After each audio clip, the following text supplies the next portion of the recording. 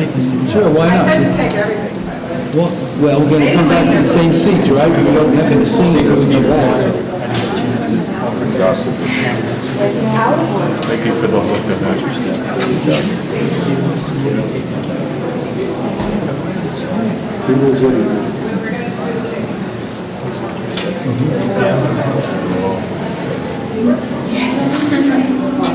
That thing, that's forever. We'll figure it out later. I would be afraid.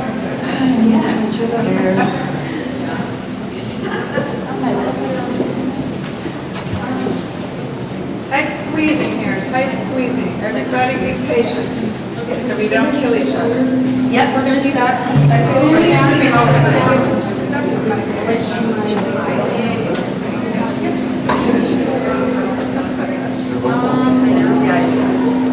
Okay, so yeah, we need to I've got to take it.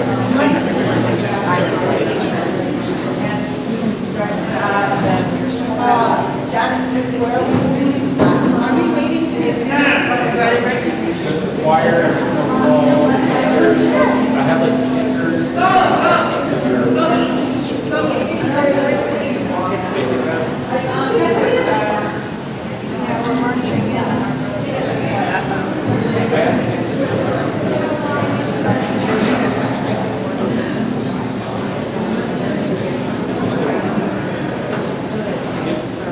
That's what's different now.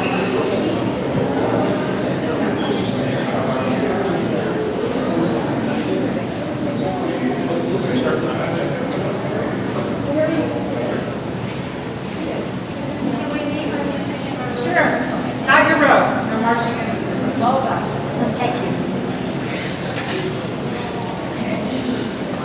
Thanks, Maureen. You do this. My mom came over.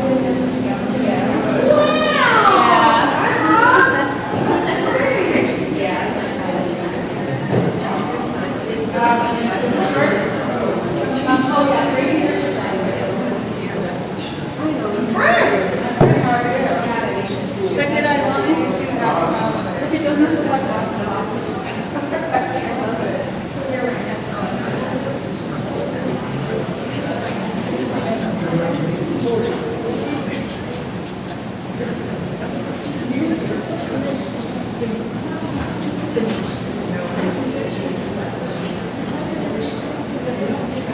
And I do it well.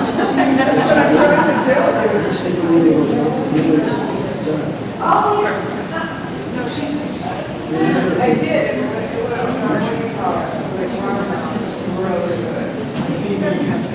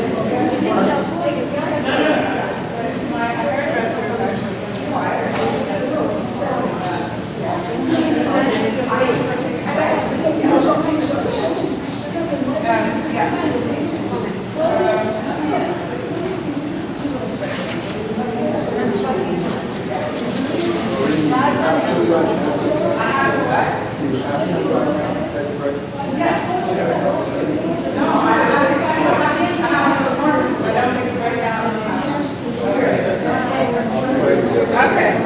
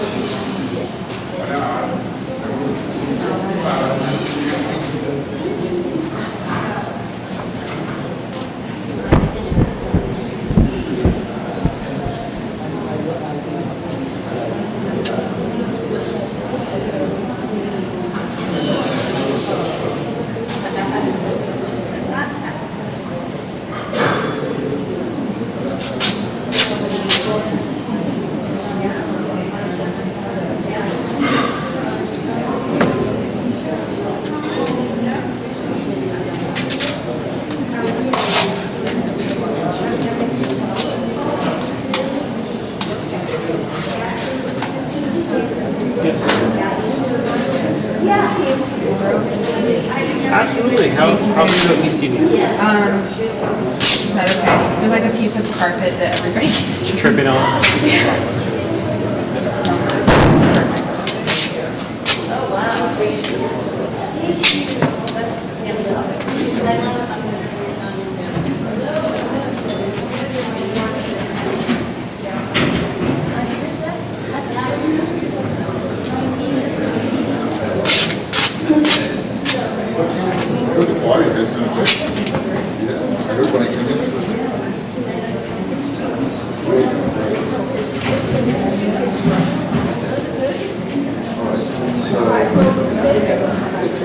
First service.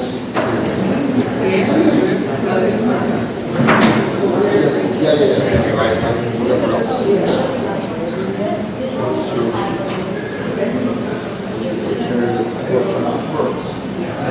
Look at that second service.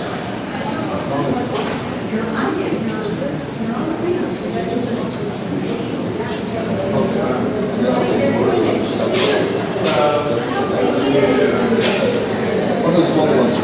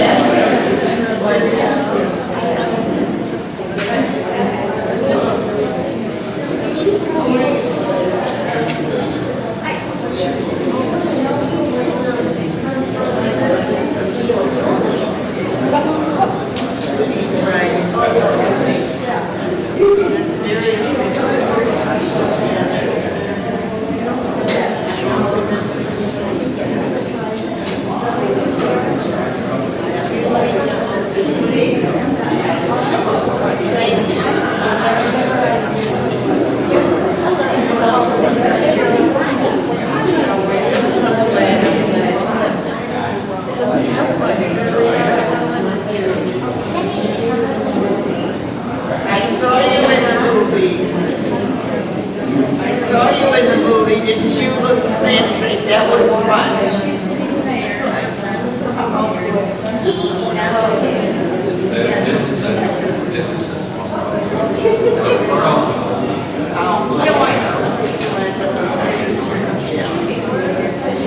How you doing? You a little bit nervous?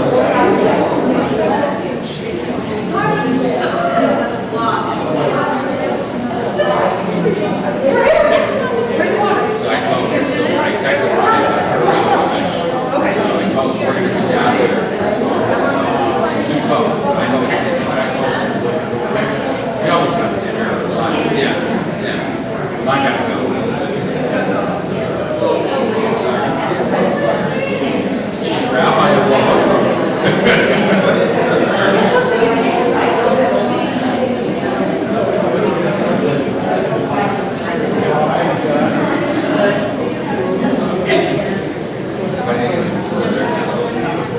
granddaughter is in New York, California girl.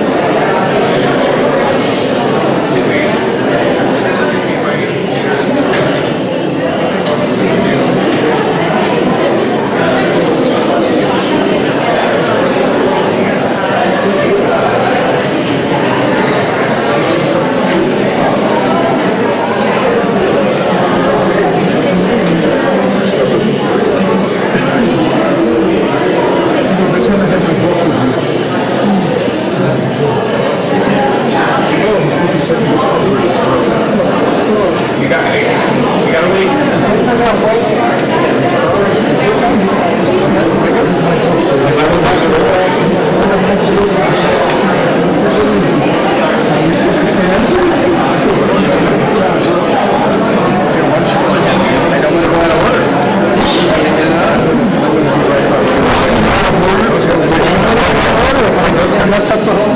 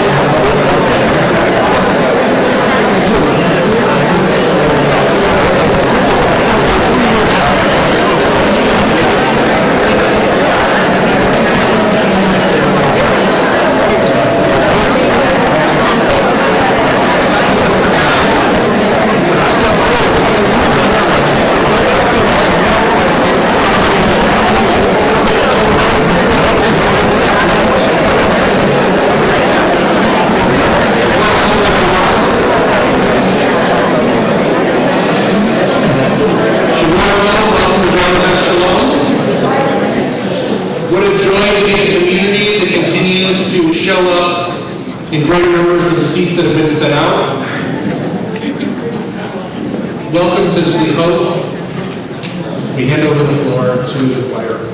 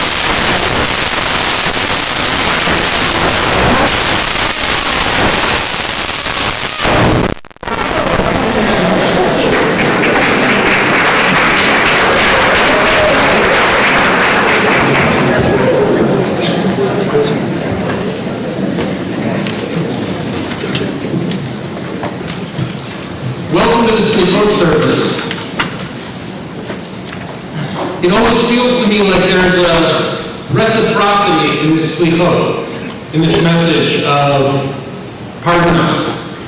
That's what Selichot means. And so we're beginning a season in which we're going to say, we're sorry, forgive us, we're sorry, forgive us. And I always feel like just a little bit, tonight, the season says, pardon us, it's all about to begin for you. Whatever you had planned for this month, however your schedule has been, whether you've enjoyed the first couple of weeks of school or not, however it's working out, we're about to interrupt it all and drop the high holidays in your life. In so many ways, Selichot is just as much about the holidays, saying, pardon us, we're here, as much as it is about us saying, we acknowledge that we're about to begin a process by which we ask for forgiveness. Forgiveness from God, forgiveness from our neighbor, forgiveness from our fellow, and perhaps even forgiveness from the Jewish calendar itself. Because I hate to break it to all of us, but Selichot has been on tonight, Rosh Hashanah has been on Friday night on our Jewish calendars for a long, long time. But it always seems like it just comes up on us. The holidays are so early, Rabbi, is a comment I've gotten for the last several weeks. And I want to explain that in my Encyclopedia Judaica, 75 years ago, 50 years, they printed when the high holidays would be this year. It's not a surprise. But there is a majesty in the surprise that we feel. There is a quality in the surprise that we feel, that if we embrace it, it's as if we get to experience the holidays anew, all over again. So beginning from the lighting of the Havdalah candle to the final blast of the shofar, through the teaching by Anthony Feigelson, my teacher from rabbinical school tonight. All of this is meant as a learn. Pardon us, we say to one another, to God, to the Jewish people. But High Holidays is here, and it's a priority for us. Once again, Shana Tova. Hallelujah.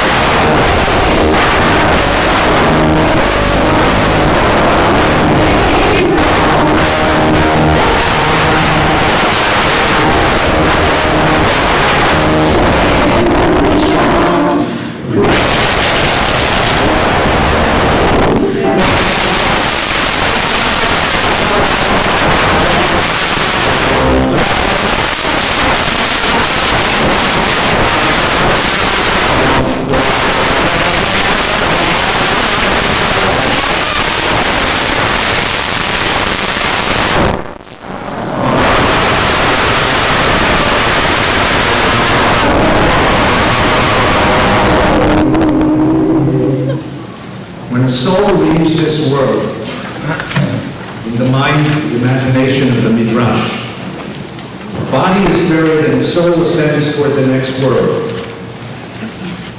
And at the gate of that world sits an angel who asks the soul but one question. What was your vocation in the world? What did you do in this world?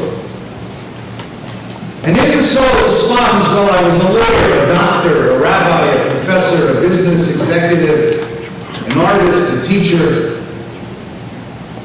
the angel says, irrelevant. What did you do in the world? Teaches the Midrash. If the soul says, in the world, my vocation was feeding the hungry, then the angel will say, you will open your hand to the hungry, the gates of heaven are open to you. And if the soul says, in the world, I protected the vulnerable, then the angel will say, you who will open your arms to the vulnerable, the gates of heaven are open to you. And if the soul says, in the world, I cared for abandoned children, then the angel will say, you will open your heart to abandoned children. The gates of heaven are open to you. Doesn't matter how we define success and measure wealth and power in this world. There is a transposition of values when we approach the other world. The great philosopher Franz Rosenzweig said the gift of Rosh Hashanah Yom Kippur, the gift of these holidays, is that for a moment we get to glimpse our lives through the eyes of eternity. We get to see what really matters, what really lasts, what really has an impression, an impact on the world. And all of the ways that we measure the success of a life, conventionally, ordinarily, they drop away. And instead, a whole new scale of values takes hold. I've been doing this for about 42 years. I've sat with 1,800 families at funeral services. I have never once heard a kid get up and say, I am so proud of my father for all the money that he made, or I'm so proud of my mother for all that she controlled. Because at that moment, standing before the grave, how much you have and how much you control is irrelevant. But a kid will get up with tears in his eyes and say, I remember a time when there was a fellow on the factory floor whose wife was really sick, and my father reached out and cared for that family. I remember a time when there was someone in the neighborhood who was in need, and my mother opened the house and brought them in. I remember not what they have, but what they gave. I remember not what they controlled, but how much they cared. There are 25,000 graves at Mount Sinai Memorial Park, and guess what? Not one of them lists the person's net worth at the day of death. Not one of them says A.B. Harvard. You know what they said? Loving father, caring mother, dear friend, creative soul, loyal member of a community. Open your eyes to see life from the eyes of eternity and make a resolution this week, in the last 6 days of this long year, to do one act of chesed, one act of goodness, one act of selfless giving, one act of caring, one act of charity, one act of healing and helping, just one act. So that when we stand before the throne at the end of the week, when we stand before the judge, and the judge will say, Newt, I gave you 365 days. What did you do with it? What was your job in the world? We will stand there flummoxed, humbled. We will be able to say, well, I don't remember. I know this last week, I cared and I helped, I healed and I uplifted, I brought happiness and joy and strength. Dear God, Slach Lanu, forgive us for wasting 357 days. Give us a week to prove that we deserve yet another year. We rise together, page 8 of the book.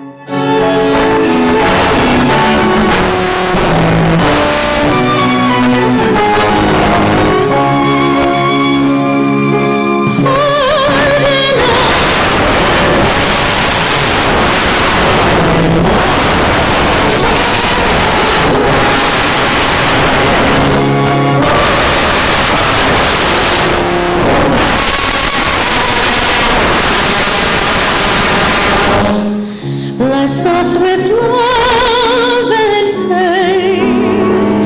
Selach lanu.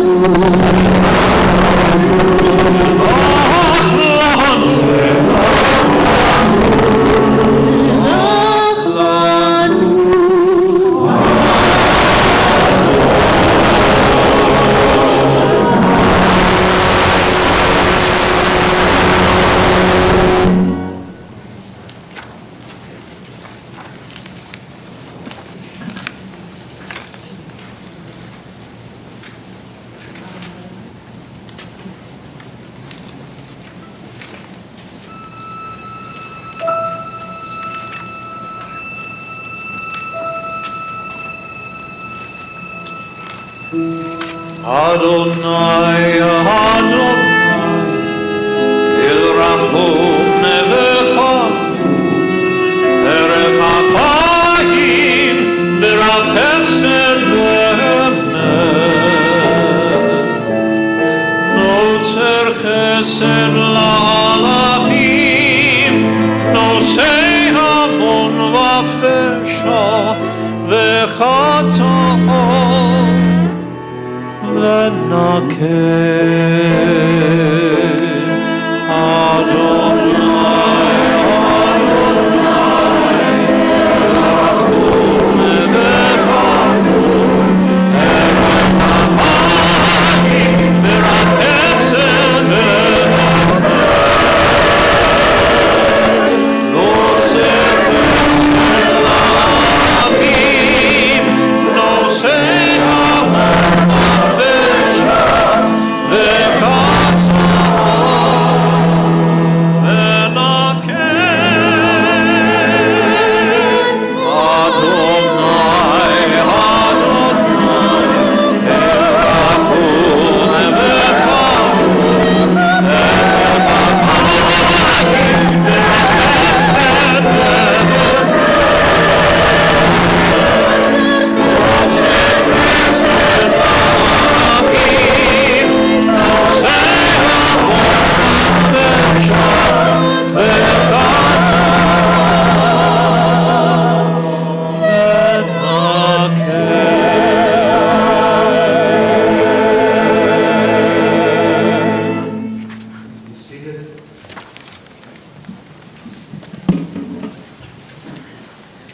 Here at Valley Beth Shalom, we love to uplift our prayers with the music of the cultures around the world of our Jewish family. So we invite you to join us in the Sephardic melody of Adon HaSlichot.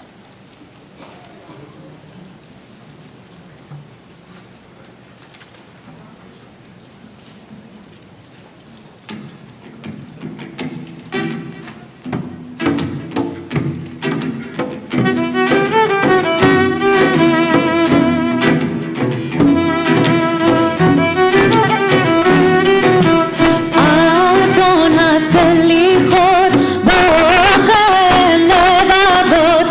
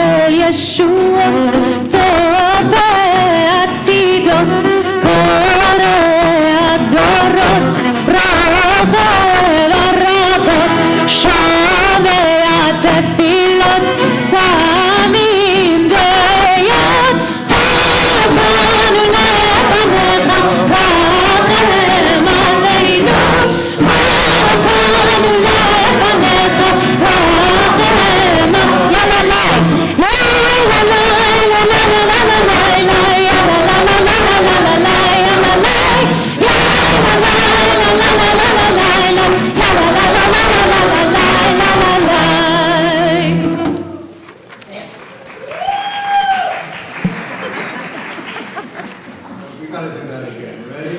La la la la la la la la la ya la la la la la la la ya la la la la la la la la ya la la.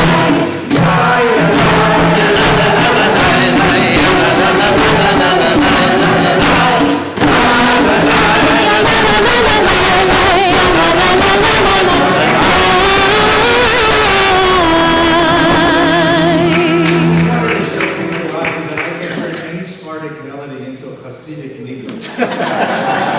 My Eastern European roots. The great Maimonides, in his Hilchos Tshuva, offers us a vision that each one of us should come to the synagogue on the holiday, imagining a scale. And all of our sins, transgressions, and shortcomings for the past year, for our lifetimes, are on one side of the scale. And all of our merits, our mitzvahs, all of the acts of goodness and kindness we've done are on the other side of the scale, and they balance. Exactly balance. He says you have to feel this way because if you tip it either way, you warp the moral universe. If it tips to the side of sin, to the side of transgression, you will simply say it's not worth trying to do tshuva. It's not worth working on myself. I'm evil, I'm rotten, I don't deserve it. And you'll go into the world and bring destruction. But if you tip it to the other side, it's pretty typical for most of us, you'll say, I'm a good person. I'm not capable of parking in the rabbi's spot in the parking lot. Parking in the spot next to it, but over the line. Sneaker in the sermon. I'm not capable of doing something selfish, something evil. And therefore, I don't need to do tshuva. I'm finished. I'm complete. So Rambam says it's got to be balanced. So that we come into the shul, we come into the holiday with a mind ready to think about who we are and where we are. Because the next act, the next choice, the next decision determines our fate. The next decision determines our character. The habits that will carry us into the next year. That's the Rambam. Now, my dear friend and teacher, Mark Borowitz, great rabbi from Beit Shuvah, offered a gloss on the Rambam, which is chutzpah, you know? He said it's not that way. Not half and half. 51-49. You are 51% rotten and 49% angelic. And this year, all we ask is 2%. 2% improvement. 2% reflection and growth. 2% devotion. 2% commitment. You see, you can't ask a person for 50% or 100%. It doesn't work that way. That's one of those diets guaranteed to lose 100 pounds overnight while eating fudge. It don't work. Trust me on this. I've lost 20 pounds, 100 pounds. But 2%? Who could do 2% better? Who couldn't give 2% more time, devotion, and commitment to our families? Who couldn't give 2% more time to the study of Torah? Who couldn't give 2% more devotion and dedication to the community? Who couldn't give 2% more charity to heal and help the world? Who couldn't spend 2% more time reflecting and thinking and growing in inner life as a human being? 2%, that's all I want. You pick the 2%. But the good news is that for most of us, life is going to go on. And the miracle of compound interest makes this year's 2%, and next year's 2%, and the year after that's 2%, something significant. And all of a sudden, we come out of this as a soul we can be proud of.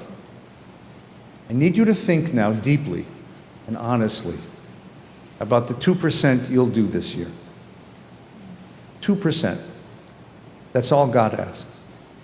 It's time to confess. It's time to recognize that we are not the whole and perfect and thoroughly good people we tried to be.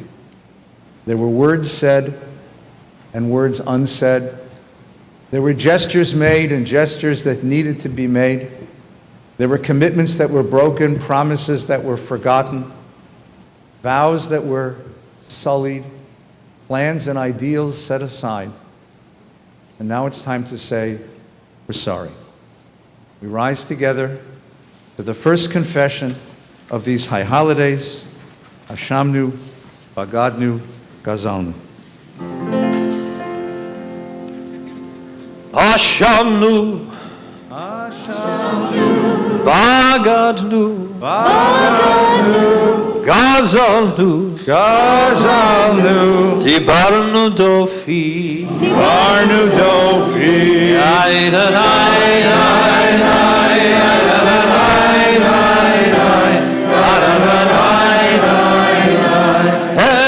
Evinu, the Hirshanu, Zanu, Hamasnu, Tafalnu Sheker,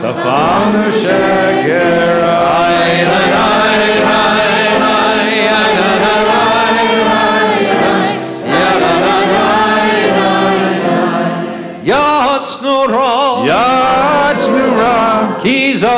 Kizavnu, Latznu, Maradnu, Nihatznu, Sararnu, Avinu, Pashanu, Saranu,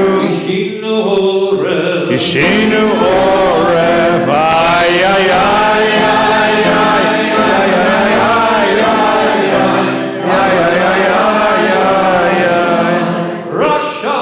Rashanu, Shichatnu, Tiavanu,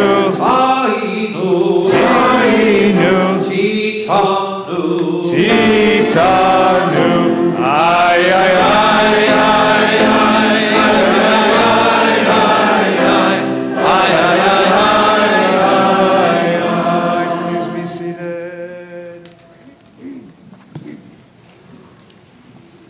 On Rosh Hashanah, we hear these words ring through our heart. On Rosh Hashanah, it is written. On Yom Kippur, it is sealed. But three things can change that decree: uteshuvah, utefillah, utzedakah. One of those things, tefillah, prayer, embedded within prayer in our tradition, is music. And one of the things that we recognize as we come across this season is the power of music to transform our souls. The role that music plays in teshuvah, in returning us to ourselves. So I want to take a moment now to thank the incredible Jewish musicians that are with us this evening, that are helping to elevate our prayers and our souls.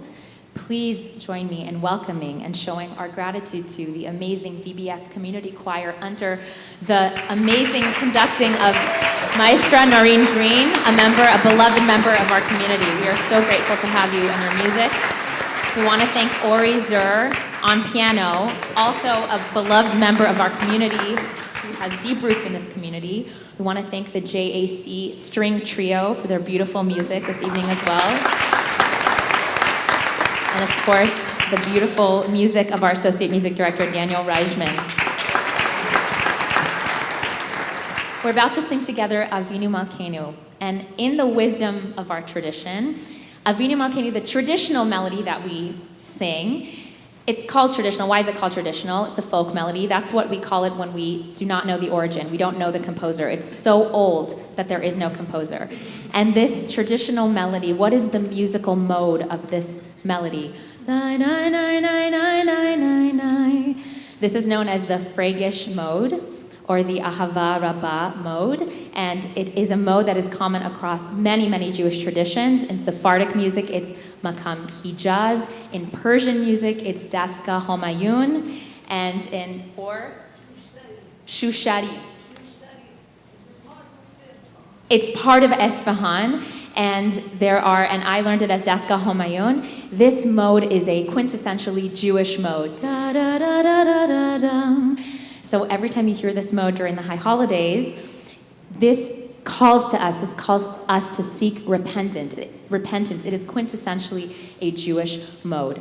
But oftentimes, Jewish composers are creative, and they take a prayer that has a mode that sits deep in our hearts, and they write a new melody, and it sits in our hearts in a new way. So you're about to hear Avinu Malkeinu, a melody that was composed by Max Janowski, who was an incredible liturgical composer.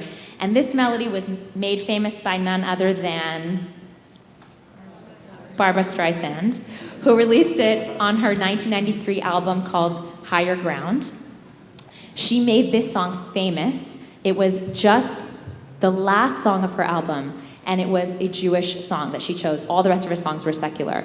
So no one can sing it like Barbra Streisand can, but I will sing it tonight with great respect and great inspiration, great humility towards all of the Jewish musicians we have with us tonight and all those who came before us who inspire our prayers.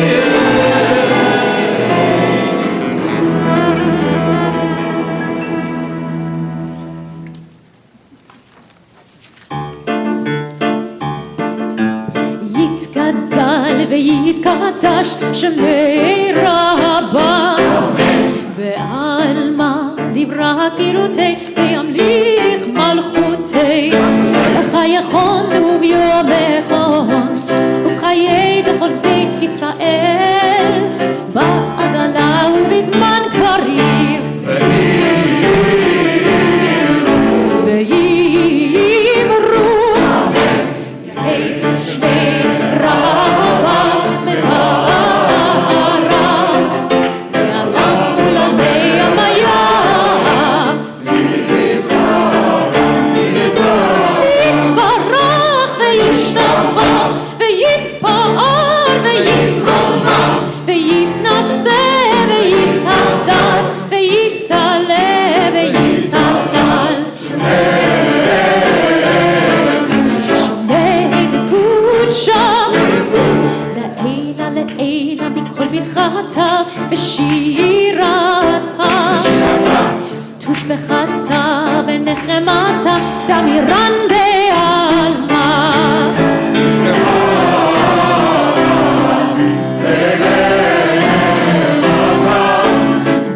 דמירן בעלמא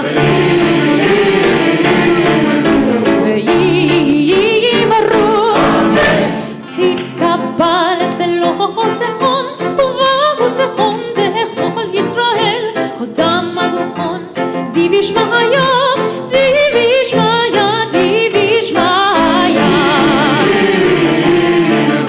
ויאמרו יהי שמה רבה מן שמעיה וחיים וחיים עלינו עלינו ועל כל ישראל ועל כל ישראל ויאמרו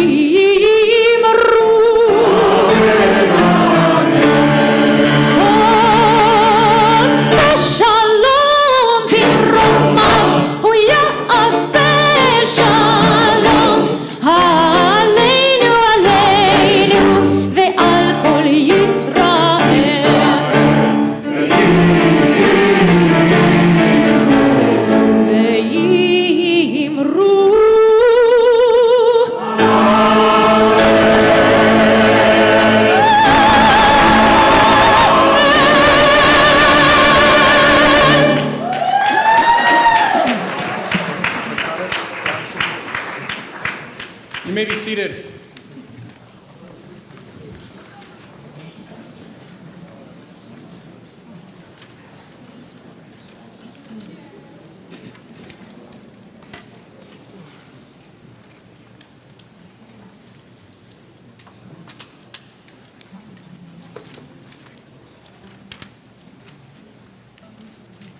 A very special, significant voice in the Jewish world just walked into the room to be with us tonight, and I'm going to introduce her in a moment to everyone.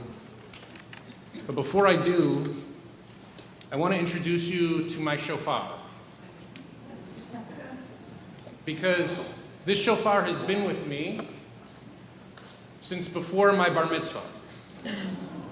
Because I was bar mitzvahed on Rosh Chodesh Elul, and in the wisdom of my family, to create a bar mitzvah that would allow the rest of my family that was more observant to drive to shul on the bar mitzvah, we chose a Sunday Rosh Chodesh date, and my parents, the bar mitzvah tutor, who was my cousin, the rabbi, they all thought it was a brilliant idea if I finished the service by blowing shofar for everyone. So that began a search for the shofar itself that I would use to end my bar mitzvah.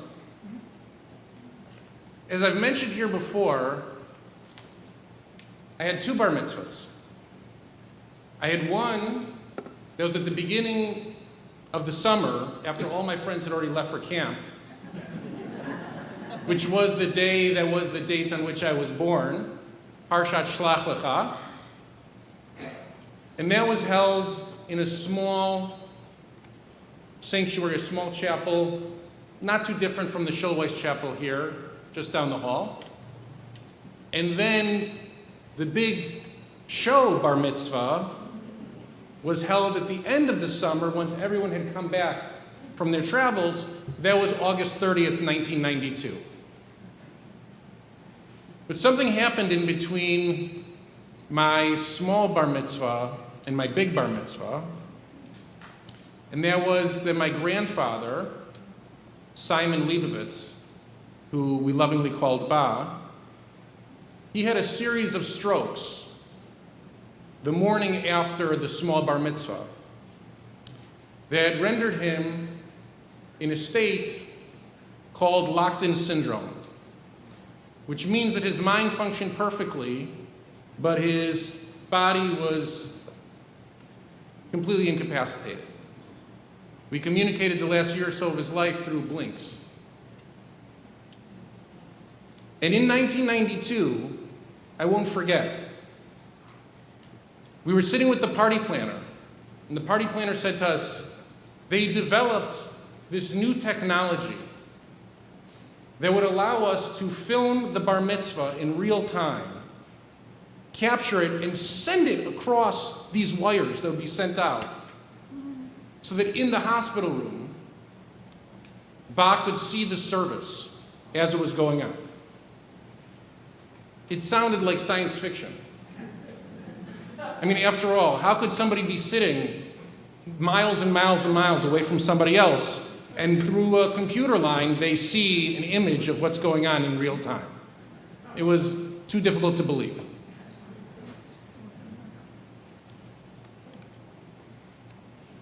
But there was something about the concept of connection. There was something about the concept of connection that was not beyond belief. There was something about the magic of blowing this shofar that made me believe that Ba would hear the sound. When I pick up this shofar, I still believe that Ba can hear the sound. The reason that I'm speaking about this isn't because the shofar only. It's not only because my teacher is going to be speaking about, hopefully, about her upcoming book, On the Cusp of Life, From Sacred to Sacred, Redefining Jewish Funerals. It's because the next line in our liturgy, Haneshama lach v'haguf lach, v'haguf ba'alach, chusa al amalach. The soul, I'll define the words the way they should be defined. Literally, the soul is yours. The body is your work. Have compassion on your creation. For a long time, I couldn't believe that line. Because If the body is so flawed, and we're not ready to let go of the soul at all, then have compassion on us. Have compassion on me if I'm not willing to let go of my grandfather at 13 years old. Why would we need compassion if the soul is yours and the body is yours and everything is going according to plan? It's when things specifically don't go to plan, when they're not expected, that we need a sense of compassion. We pray over and over and over again for understanding, for mercy, for pardon, for forgiveness, for compassion during this holiday season. And as my other teacher, Rabbi Feinstein, said this evening, 1%, 2%, accumulated over the course of time. One would think that between 13 and 44, I would have gained an insight, an understanding as to how to explain the shofar blast transmitted across miles and miles and miles of Chicagoland. I believed it then, I believe it now. Because the power of what happens when we gather together on Rosh Hashanah and Yom Kippur is that we break down the physical boundaries of time and space. It doesn't matter who's physically with us any longer, who's no longer physically with us. When we stand together and hear the shofar blast, there is the element of the eternal with us all the time. The sound that was heard at Sinai, the sound that was heard in the Carpathian Mountains when Ba was a little boy, the sound that was heard in Chicago growing up, the sound that is about to be heard here in Encino, the same sound, the sound that our people has been listening to for generation after generation. The souls are ours. The souls are ours. They belong to us. And the reason we come back to Yizkor services, the reason we blow the shofar as a cry out to them, the reason that I name my son Simon Leibovitz is because there are some things in this world that you can't let go. Please rise for the shofar blast.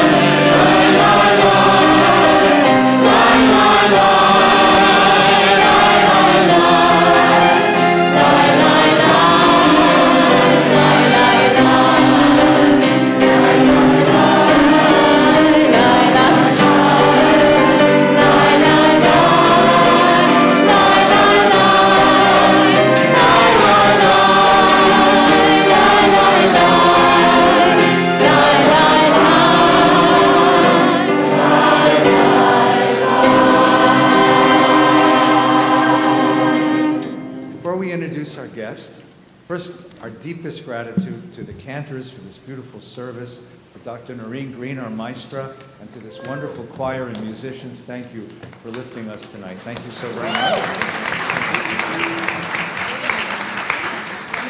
We welcome everyone. We're delighted you're here, and we'd like you to return Friday night for service and Saturday, Sunday for Rosh Hashanah, the week after Yom Kippur. Bring your families and bring your sins. We'd love to see all of them. But please be reminded of the following. I can actually sing this if you want. We will not mail the tickets, and you can't get into the shul without a ticket. So please listen up, or you'll stand on Venture Boulevard. Tonight, you can pick up your tickets. On Wednesday and Thursday, you can pick up your tickets. Actually, all week, if you come in Tuesday and Wednesday, it just changed. In the morning, pick up you don't even have to get out of the car. Drive by 40 miles an hour, we'll toss it into the window. You can come into the office and pick up tickets. You have family members and they're not here, have them come pick up the tickets. If they don't pick up the tickets, well, there will be a will call outside, and they can get them there, but there'll be an awfully long line. So please try to get them picked up before the holiday, so the holiday begins with joy and with celebration. On the day of the holiday, on Friday night, Saturday, and Sunday, we welcome everyone to come pray. You'll need two things. Well, you'll need a kippah and bring your soul. Bring your ticket and an ID that says who you are. A ticket and an ID. Because of the world, you can't fix this. Because of the world, the security is going to be really tight. Really tight. So please, bring a ticket and an ID. Yes, there'll be a little bit of parking, but probably more cars than we have parking for. So we'll stack park people in the lot, and hopefully the rabbi won't talk too long, and you'll get home. There'll also be parking in the neighborhood, but please don't park in front of someone's driveway, and don't run over their dog. If you're able to take an Uber or a Lyft, that's a much better way to come to shul. For some reason, all the drivers in Uber and Lyft become Hasidim. They wear garb, they wear shemmelach, they'll talk to you, they'll sing to you, I am driving down Ventura. And it'll save you the trouble. You'll come right up, you'll walk in, you'll have a smile on your face, it'll cost you $5 from anywhere in the valley. Please be careful, come in and join us. If you're a member of Valley Best Shalom, tickets are waiting for you. If you're a member of another synagogue, we wish you a wonderful, wonderful holiday. Say hello to your rabbi for me. If you're not a member of any place and would like to pray with us, this is what we do. We learn together, we pray together, we sing together, and we would love to have you part of our together. So please call the office on Monday morning and say, I sure love that choir and that cantor like Barbara Streisand. And the rabbi looks like George Clooney. I want to be with him too. So please call the office on Monday morning and ask to join. We'd love to have you as part of our service. There'll be services in this room and in the Malcolm Burder room, adult services. There'll be a Sephardic service in the chapel and the traditional service in the library and the kid family service out in the gym. And if that doesn't cover everybody you know, come on in anyway. We look forward to celebrating the new year with you. Tonight we have a very special privilege to study with one of the great, great teachers of Torah in all the world. Rabbi, you can introduce us.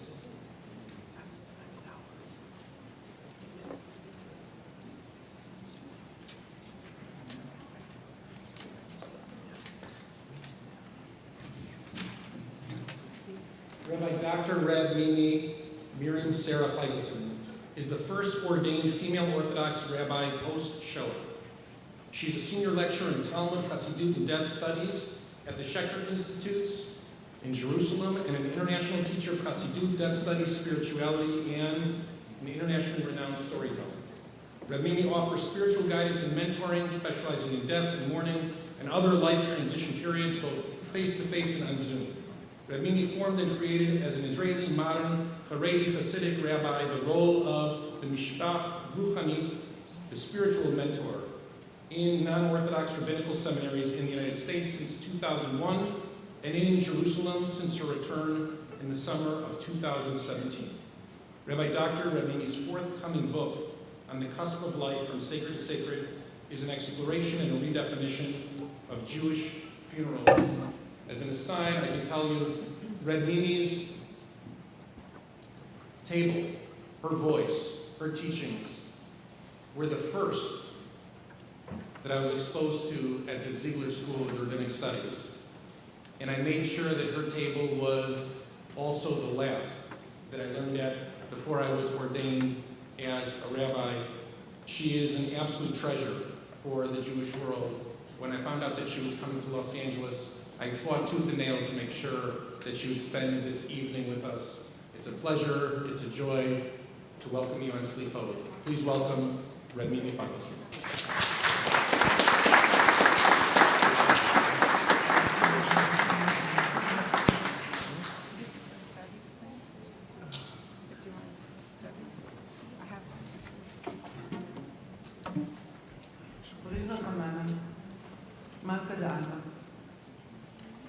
Bricha Chamana, Malka Da'ana, Ima Ila'a, one and only, Divine Mother,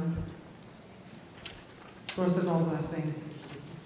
What an amazing gift and miracle it is to be here tonight, to learn together, to continue the trajectory that was started with your prayers tonight, with our prayers tonight, that has brought me to tears, to continue slowly, one step at a time, closer to being able to stand together as a community in your face and in your presence of Divine One. I'm grateful for this moment to stand with my students who define who I am in the world and with their community who have blessed me in their presence. Shavua Tov. And I want to add one more personal note aside from the opening prayer. And that is the gift of being here tonight is my Ima, Harini Kaparat Mishkava, Fredalea, Bat Miriam Barav David, left the world 11 months and 1 week ago. And this Rosh Hashanah was the last time we sat together in shul. And I want to urge you to take advantage of this Rosh Hashanah with your family and your loved ones beside you, sitting next to you, as a gift like no other. And even I will say that I, for a moment at one point, put my head on her shoulder, and then I said, maybe it's too heavy for her. And then I said, but I, as her daughter, as her child, need to have a moment with my head on my Ima's shoulder. She'll be okay. When sitting here, I thought to myself that I have been blessed to be invited here in the past. Rabbi Feinstein had invited me in the past, so that being here is not a new experience. And I keep on pointing out to myself, what are the experiences I still share with my Ima? What are the experiences we still had together? Where are the places that I'm going that she still knows of? And it's my gratitude beyond words to be able to walk into this community and to say, my Ima knows you. This isn't new for her. My Ima knows you. So, the question I want to pose for us this evening is, what did you say your name is, face to face with God in Hasidic teachings? Selichot Yamim Noraim. And I want to think about together this notion of names. We know God has 13 attributes of compassion that we repeatedly say. We know that those attributes of compassion have been given to us as a gift or a mantra or a way in which we know that God will hear us. It's a secret, but a very known secret. I want to think a little bit about what those names are and what that looks like. So the way I want to do it is I want to start, first of all, with a moment of personal internal reflection. So I want you to take a moment, and I want you to think about your name. I want you to think about how you received your name.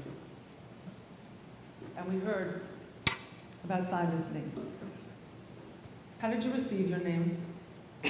Are you named after a family member, and what's the meaning of that? Are you named after a moment in history, and what is the meaning of that?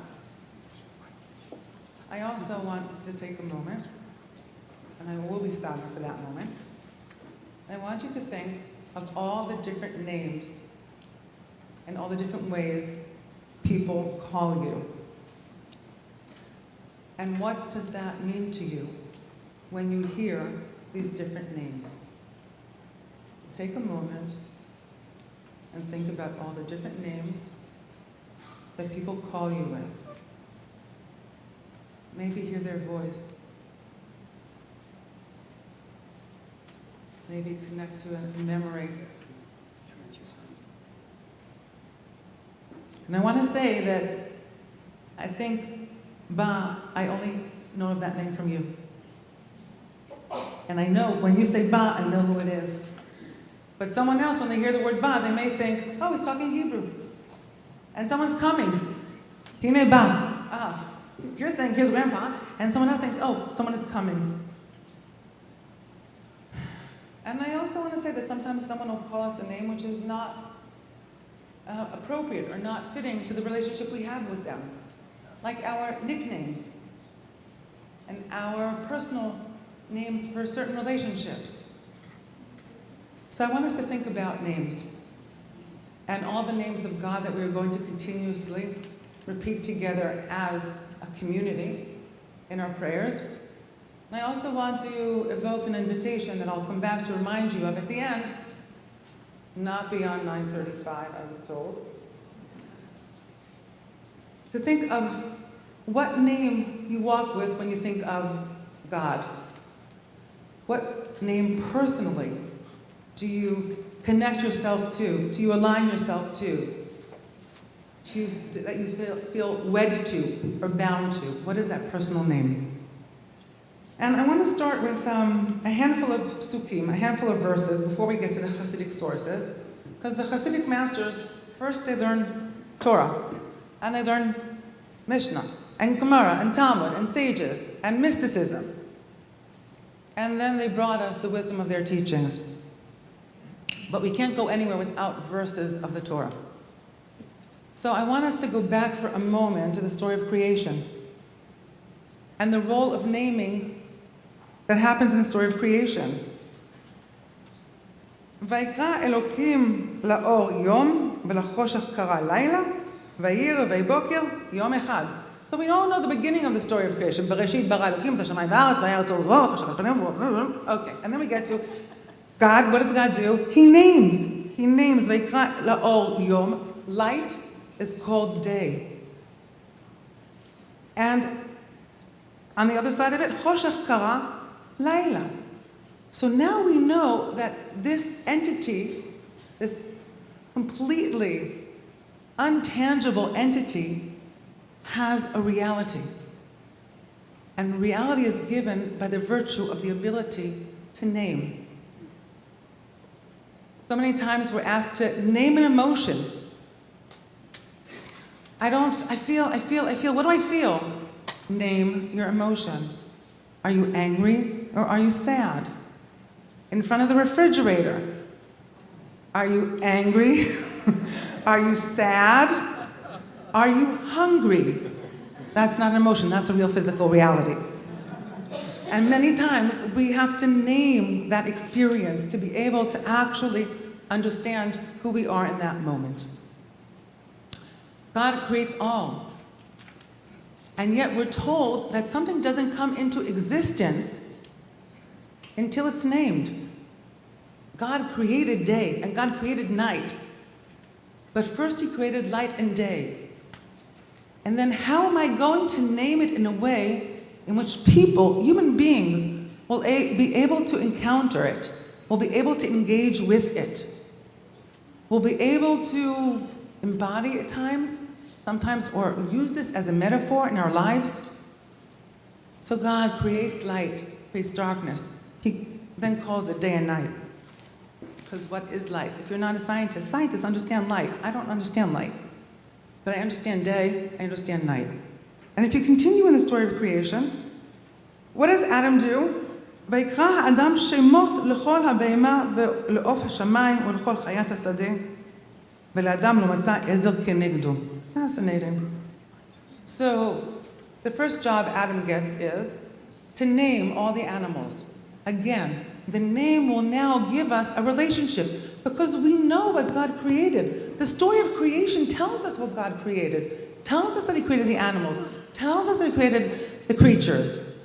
But the relationship will happen by virtue of naming. My Ima, Hanika Barat Mishkava, told this story. I'm a best friend of hers that for 50 years did not have a name for her mother-in-law, which meant that whenever she wanted to talk to her, she'd walk into the other room and address her. But that said something painful about the relationship. The lack of name is a lack in the relationship. And the ability to name, I want to say, gives it existence, gives it presence, and I want to say there's an element of belonging. And when I say the word belonging, because I don't want to say the word acquisition or possession, but I do. But a belonging, for me, is to be in longing, to belong, to be in longing. And what are and our belongings versus our possessions versus our stuff? We all have a lot of stuff at home, but we have some possessions and we have some belongings. And those are the things that we are in longing to. So Adam names the animals, he aims creation in order to be able to say, we're in this together. God created you, but now I'm here. And what are we going to do together? And how do you know when I'm talking to you? Or how do you know when I want to be with you? I call you by name. And then we're told he doesn't have someone that is his partner. And then Chava is created, Eve is created, and she is also given a name. Vayomer Adam, I'm in Breshit 2. Vayomer Adam, zot hapam, etzem me'atzamai, she is a bone of my bones, basar mi basari, the flesh of my flesh. Lazot yikare isha. She will be called Isha. Hi me'ish lukacha. Because we are bound together, we are one. And in the separation, we experience a duality, and then life is about trying to create a union from within that duality. And shamalach v'guf shalach husal amalach, the relationship between our bodies and our souls. And some people walk around with a lot of body and minimal soul, and some people walk around with a lot of soul and minimal body. And our attempt to function in the world is an attempt to create a relationship, a betrothal between the different parts of ourselves. And the way we do that, to start with, is by naming those parts within ourselves. If you look at Shemot for a moment, I find this fascinating. What I find fascinating is, imagine you experience this moment of revelation, and you're about to be sent out to Mitzrayim. And what does Moshe say to God? Behold, I come unto the children of Israel, and they say, the God of your fathers, and they shall say to me, what's his name? Really? I just want you to hold that moment for a second, and imagine you were there for a second, and you're in slavery, and you're enslaved, and you're suffering. And there's someone who comes and tells you, I have a way out. There's been a moment of revelation. Not, sign me up. Not, how do we do this? No, what's his name? So I want to hold on this and I want to echo this because they're asking about who is this source that is sending you? And if you can tell me something about him as intimate as his name, then we have what to talk about. But I need a name. And the last piece that I want to share with you before we enter into the Hasidic sources is a verse which is one of my favorite verses to hold on to when I want to manifest what a missed moment is. Hachta'a, missing of the mark. I won't say chet, not a sin, but I'll say hachta'a, a missing of the mark. Because we're back to Sinai, we're back to Mount Sinai with the shofar. everyone's standing around, and Moses is meant to ascend to the mountain. And here comes for me a very painful moment. I want you to look at Shemot 19. Moshe ala el ha'elokim. And Moshe went up to God, but the name of God that is used here is Elokim, which is, in the mystical traditions, is aligned with the element of God's judgment. Bereshit bara Elokim et hashamayim et haaretz. Right? First, we need limitations. We need boundaries. We need definitions. When God, so to speak, created the world, God, so to speak, we're told, had a blueprint to work with. We need blueprints. We need definitions. We need boundaries in order to actually manifest in the world. So Moshe goes up to that God of creation. But, we're told, Vaikra elav Hashem, Yud-Kei Vav-Kei, min ha'har. But the name, the explicit name of Yud and then a Hey and then a Vav and then a Hey, a name that contains all of God's existence, all of God's being, that is the one who descended. For me, I ask myself, what would have happened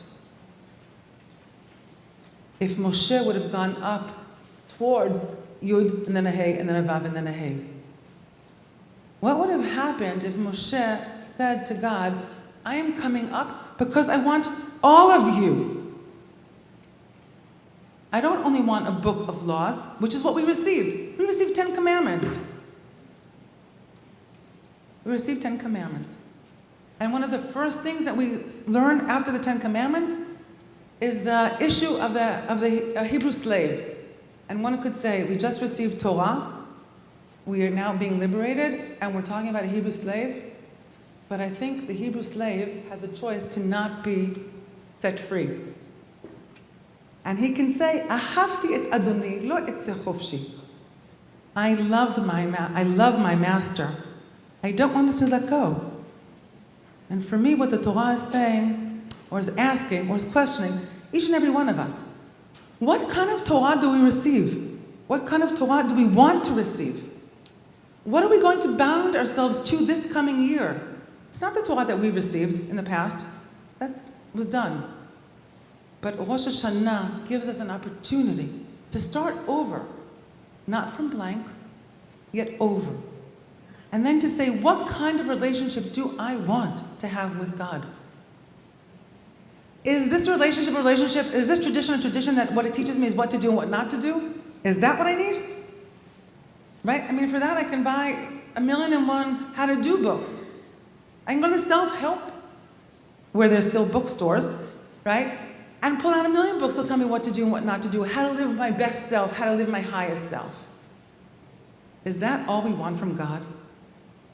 Is that all we want from God? Is to tell me what to do and what to not do? Or do I want so much more? And I want to say that there was a moment there for me that Moses was asking a question of functionality. I'm going to go up and get a book that will tell us how we can manifest in this relationship. But God, I have this image, Reb Shlomo, my teacher, Reb Shlomo Carlebach, he once gave this image of, he said, at the time, this is his image, he said, imagine you have an audience with Rothschild. And you walk in, and Rothschild says, how can I help you? And you say to him, on the corner of my block, there's an empty lot. It's really ugly. If you could just have a park put there, then when I came home every day, I'd be much happier. And Rothschild starts crying. He looks at the man and he says, I asked you what I can do for you. I could do so much, infinite. And all you ask is that park on your corner. I could have redeemed your city. I could have changed the future of your family. All these things could have been done, but you asked for that small thing. And I wanna challenge us to think about our relationship with God. And what are we asking? Even when we say Avinu Malkeinu, right? Those are two names. Avinu Malkeinu. What does it mean to say our Father? And I want to say some of us had beautiful relationships with our parents, and some of us had questionable relationships or hard relationships. So when we use that word Avinu, what are we saying? What are you asking? Are you mirroring what was in your life? Are you opening a possibility to something else that could be? Could the divine be that benevolent parent? Malkeinu, right? I have to tell you a cute story, just because it's too precious now. My older nephew is in his 30s, but when he was a child, he would come to my Ima's home for Shabbat, until about he was 4. By then it was boring. Because what can you do on Shabbat in my mom's home? Not much. So he's about 3 years old, and I'm getting ready and I came to be with my mom and with him, and I'm getting ready for shul, and he's like watching me get dressed, and I'm a little subconscious that this 3-year-old is watching me get ready, and I say to him, "No, Ma'or, איך הדודה שלך מוצאת חן בעיניך?" I said, "Ma'or, so your aunt, she looks good in your eyes?" And he looks at me and he says, "Mimi, you're missing your red lips." Ooh, because I wouldn't put on lipstick on Shabbat, right? First of all, to realize that 3-year-old recognizes and sees these things, it's important for all of us to know that. And then I say to him, I said, "Ma'or, no, right? When you come to Savta, there are things you can't do on Shabbat?" And he goes, "Yeah." And I go, "Right, one of the things you can't do on Shabbat with Savta's house is draw with your crayons?" And he goes, "Yeah." So I said to him, "Well, for me, red lips is like drawing with a crayon." His eyes opened, and he went, "Ma? What? Gam lach asur? You're also prohibited?" So I realized he thinks that Shabbat is what children are not, or is a day when children are allowed to do all the things that they want to do. But us adults, we can do what we want. So I want to say, it's a choice of ours. Do we want to be children in God's world? Do we want to be children in our relationship to Torah, to mitzvot, in our relationships with each other? Do we want something so much more? So much more. And I will say here in this room, I have the freedom of also saying, okay, I'll say it. I want to suggest that you maybe even experiment at some point. I know there are certain prayers we're not allowed to touch. I know that, but I want to for a moment. Because imagine what would happen if you actually said, pick one of them. Imenu malkatenu, shelchi refuah shlema lecholei amech. Our mother, our queen. Imenu malkatenu, our mother, our queen. I want to suggest that in the privacy of your own private prayer, sometime between now and Shmini Atzeret, there's going to be a lot of opportunities for Avinu Malkeinu. Maybe give Imenu Malkatenu just to try, just to wink, just to visit. Try one of them. See what it does with you. See how it touches you. Okay. Naming, essence, creation, individuation, relationship, intimacy. And in that moment, Moshe goes up to one name of God and the other name of God comes down. That for me is tragic. And I don't know what kind of Torah we would receive if Moshe and God, they actually had the same manifestation, or names or manifestations. I can tell you, I was named after my mother's mother and her grandmother. And it was clear that if a girl was born, this would be her name, Miriam Sarah. On the one hand, our tradition teaches us that naming children is a moment of prophecy. And that it used to be that all parents had this ability to look at the face of a child and to know the essence of their soul. I once had a situation in which at Ziegler, a student of mine called me the day after her son's brit. It was Friday morning. She called me hysterically. She said, "Mimi, I named him after my grandfather, and I looked at him this morning, and it's not him. It's not him. He isn't that person. That is not his name." In her mind, it was the perfect name, her grandfather's name. But when she looked at her son, she saw someone very different. So I said, "My dear one, I love you to pieces, tomorrow morning is Shabbat morning, you'll be called up to the Torah and you'll do a name change ceremony. And that's what happened, and that's what they did. But in her mind, she had the right name. So I know for myself, I had no choice. There wasn't no question. I was going to be Miriam Sarah, whether I was born in the car or born in the hospital or born at 38 weeks or 43 weeks. I don't know. That was it. And I function really very well in this moment, these moments of no choice. Because my name was given to me as a symbol of no choice. There was no choice in what this little girl's name was going to be. It was going to be Miriam Sarah. That's it. And my psyche functions in a way beautifully in the realm of no choice. Okay, we've got about 5 minutes, 7 minutes. 6. Okay, I wanted to take a peek at 3 teachings from the Hasidic masters. Right? And really one of the greatest gifts that the Hasidic masters do for us is they give us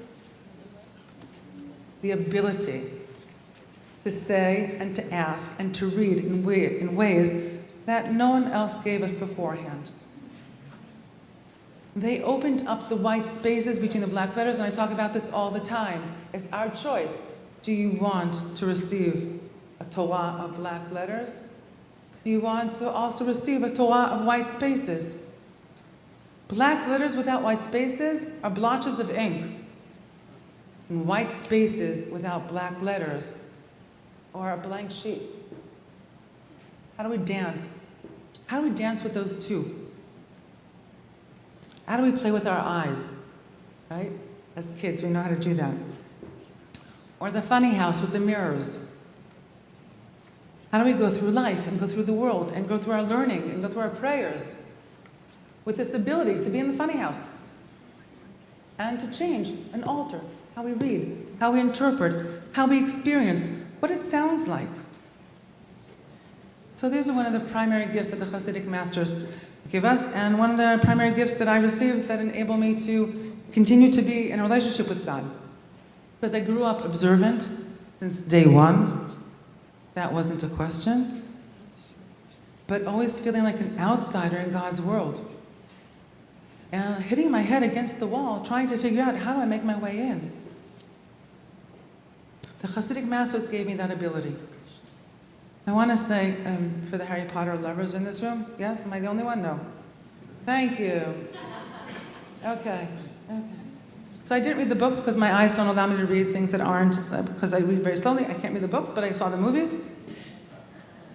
It's the best I can do, right? I know Ben-Hur, it's just like, the 10 Commandments, but okay, fine. So in the first movie, Harry walks into the store of wands. Are we good? Right? And some constellation is said, and all of a sudden, all the bricks of the wall move. There's an opening, and you walk into the road of magic. I can't say the name of it. Okay, for me, that wall, that was what the Siddur was growing up. For me, that's what the Machzor was. I cried over it. My tears. I prayed from the same Machzor for 45 years now. But it was like a wall. How do I make my way into God's world? How do I make my way into God's world? How do I make my way into the book of prayers? How do I make my way into those words? What was going to be that constellation that was going to move the bricks so I could make my way in? Because I knew that there was something behind the wall. I knew that there was somewhere I needed to get into. And how was I going to do that? And how are we going to do that? Right? You can spend the next month uttering 1,000,001 words. But where are you going to be sitting with them? And what are those words that are going to open your heart and open your soul and be a vibration, a tevat tehuda, a vibration? So I want to share with you a short teaching of the Baal Shem Tov. And he asked the question, why do we say, Lama omrim, an omrim, Elokeinu v'Elokei avotenu? Why is it that we say our God and the God of our ancestors? In the opening of the Shemona Esrei. And blessing. Why? And he says we have we walk in the world with 2 different relationships. There's what we inherited, and there's what we find for ourselves. So again, I want to say, the Siddur, the prayers, We inherited those. But what are we going to make for ourselves? How is it going to be our God, our manifestation, our prophecy, our revelation, our requesting? How are we going to make it ours? And you'll see that the Baal Shem Tov, that's why you take source sheets home, so that you can read them in detail. But the Baal Shem Tov says these are two different ways of holding our faith in the world. And there are pros and cons for each one of them. You know, it's like, if I hold on to the God of my fathers, like, I know that's a God that exists. No question. And the God that I know, but the God of my forefathers, is that who I am now? Does that respond to the kinds of questions I ask myself now? Can I be met where I need to be met? And the one that I find for myself, can it interact with what I've inherited? There are challenges there.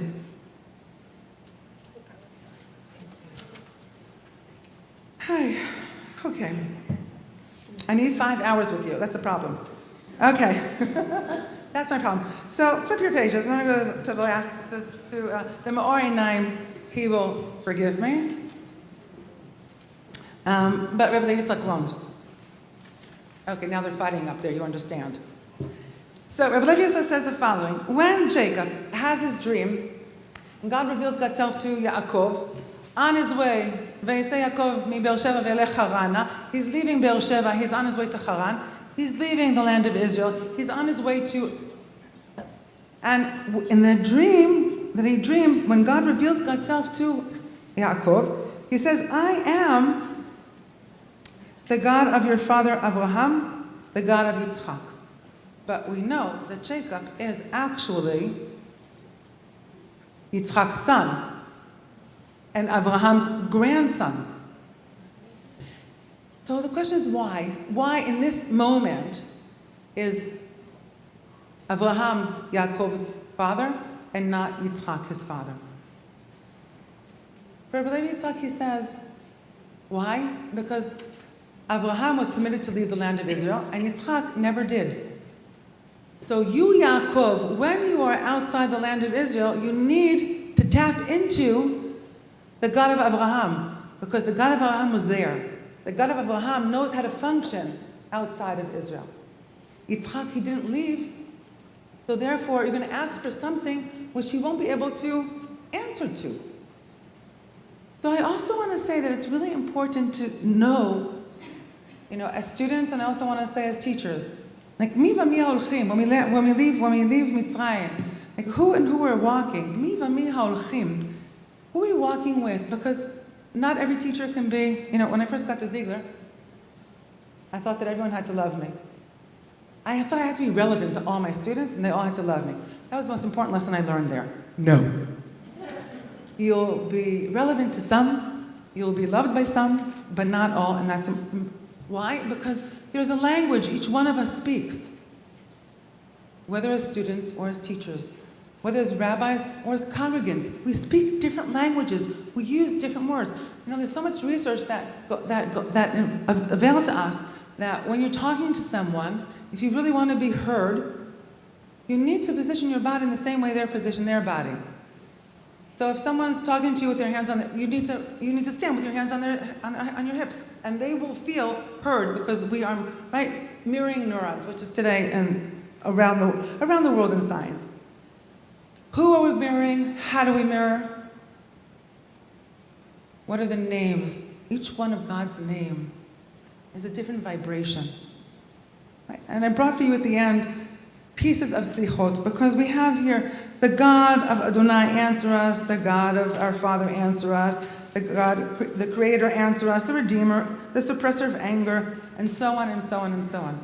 At the end of Selichot, there's like 5-6 pages that repeat themselves every day. So the first opening, the Asher and Avad Zion, they repeat themselves, and then the last few pages. And the last pages are this rendition of maybe 150 different names. Now we don't have a mala and with beads that help us go through each and every one of those names, right? We don't. But we do have a machzor that offers that to us. So I really want to offer you some homework. Always homework. I really want to offer you some homework. I want you to take home these sheets. And I want you to look at those different names of God. And I want you to ask yourself, what kind of relationship do you want with God this year? What kind of relationship do you want from God this year? Right? Because it can be that we were on the wrong channel for years. Right? And I want to say, I said this to a friend a couple weeks ago, I said, I really resent Netflix. Why? I said, because growing up, there were 5 channels. And that was it. And basically, you were told what you're going to watch. And now we have to make choices all the time. We don't have that peace of mind to be held. We actually have to make decisions for ourselves. Right? So I want to ask you also, right? Maybe that machzor, maybe all these names of God, maybe it's a Netflix moment. And we have a choice. And sometimes we just need to lay back and watch a comedy, and sometimes it's really a documentary, and sometimes, but that means that we tune into ourselves for a moment and I say, right now, where am I lacking? Right now, where am I going? Right now, what do I need? And each and every one of us has an opportunity to invite God into that process, whether it's a compassionate one. You know, it may be the God of judgment, because this year I need to make certain kinds of decisions in my life that demands of me to redefine my life. So I need the God of judgment that helps me define. Maybe I need a little compassion this year on myself, or to learn how to be compassionate towards others. Then I'll evoke the Rachum v'Chanun. So I know that there are schools of meditation that offer us mantras to contemplate and to meditate with. I want to invite you to take this week leading up to Rosh Hashanah, and then the week from Rosh Hashanah to Yom Kippur, when we say the Selichot, and we have all these names of the divine. I want to ask us to take a moment to sit with all those names, to ask ourselves, how do I want God to call me this year? Which of all my names do I want God to use when God, so to speak, calls out to me? Because it could be that God is calling a name that I don't recognize. I once sat in the infirmary at Hebrew University for an hour. Why? Because they kept on calling Miriam Fagerson, and I'm Mimi. I did not hear for an hour. People walked in and out before me and after me. I sat for an hour. My name kept on being called, Miriam Fagerson. I didn't hear it. I want to say the divine also, lahavdil, right? The divine also calls us out. Moshe, Moshe. But what happens if Moshe didn't know that name? God would have called and he would have continued on his way. So I want to ask us to also ask ourselves, what name do we want to use when we interact with the one and only? I know my language is very anthropomorphic, but we have no choice. What name do we want God to call us? What name do we want to call God as a way of saying, this is the work I'm inviting for this year. This is the work that I'm embracing. And in the same way that Adam calls names to the animals, in the same way God calls names to day and to night, a moment of being in God's image is being able to name what it is that we need, how it is we stand in the world, and who are we going to partner with as we do that. And I want to say, as my closing prayer, one and only Divine Mother, what a gift that the shofar that is sounding here in Encino, so clear and so strong, reaches all corners of the world. And I want to say that I'm in gratitude that wherever I stand in Rosh Hashanah, I will know that the first time I heard shofar was here with all of us together. And it's my way of saying, Master of the world, thank you so much for knowing that we all walk together wherever our feet take us and our soul demands of us.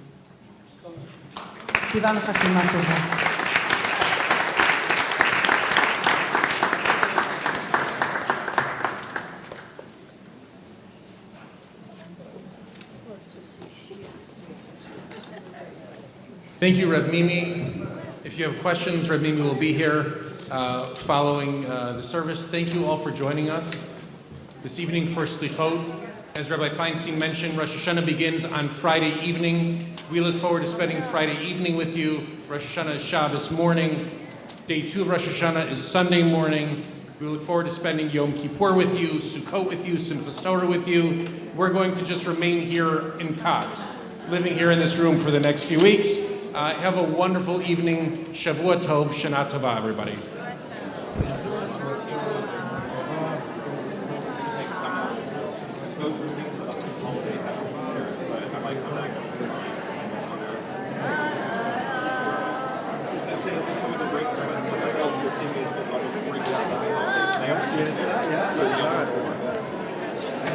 I'm saying is I just